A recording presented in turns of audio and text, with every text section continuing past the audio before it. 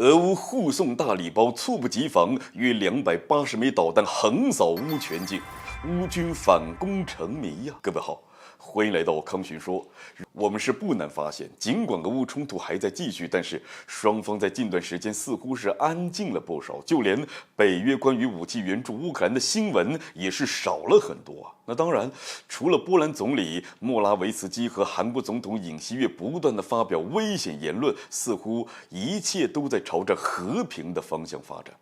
此前，波兰总理为乌克兰打抱不平，他表示乌克兰有理由对俄罗斯本土出手，属于合理要求。那么梅德韦杰夫也没有惯着波兰总理的这番发言，是直接回呛，表示波兰可能是想要第4次灭国吧。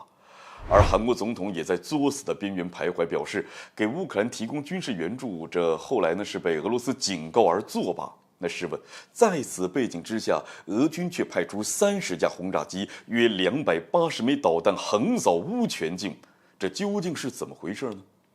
据悉日前乌克兰不仅用无人机空袭了克里米亚油罐，还袭击了俄罗斯本土，造成了俄罗斯平民伤亡。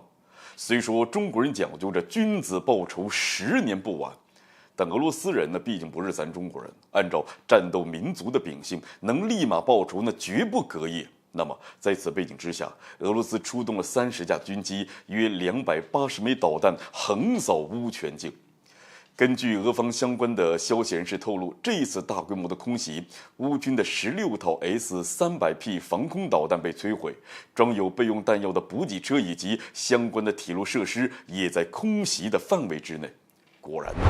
这出来混那迟早都是要还的。那值得一提的是，俄罗斯这次反击的时间呢还是有点微妙。一方面，国际上呼吁俄乌冲突和平的言论也是凝成了一股力量。前段时间，中乌元首通话以及派出特使访问乌克兰等等，都证明各界已经是着手促进俄乌冲突双方的和谈。那此外，近段时间，欧洲不做美国的附庸，重新开启欧洲独立自主的道路，也算是俄乌冲突当中的一个好消息。另外一方面，俄乌冲突当中，西方阵营国家给乌克兰提供的军事援助不断打破禁忌。前段时间，英国还将平油弹往着俄乌冲突的战场送。用英国的话来说，自己这么做没有任何的问题，这么做只是在正常对乌克兰进行军事援助，以此来缩小俄乌双方的武器差距。在此背景之下，显然乌克兰的反攻成谜呀，谁也不能确定是否会真的出现大反攻，是春季大反攻呢，还是夏季大反攻呢？谁都说不准。那么，也有相关人士提出了疑问：俄罗斯这次大规模的空袭呢，会不会是新一轮攻势的前奏呢？那这一点呢，谁都无法确定。但是有一点可以确定，俄乌双方是互送大礼包。不过话又说回来，俄罗斯方面的安全问题呢，还是需要紧紧抓一抓。那不然，这乌克兰的大反攻将有可能不是在乌克兰本土，而是转战俄罗斯本土。那除此之外，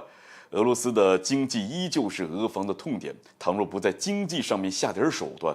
俄罗斯前方战场损耗巨大，这后方无力补给，这将会让俄罗斯面临着更加巨大的挑战。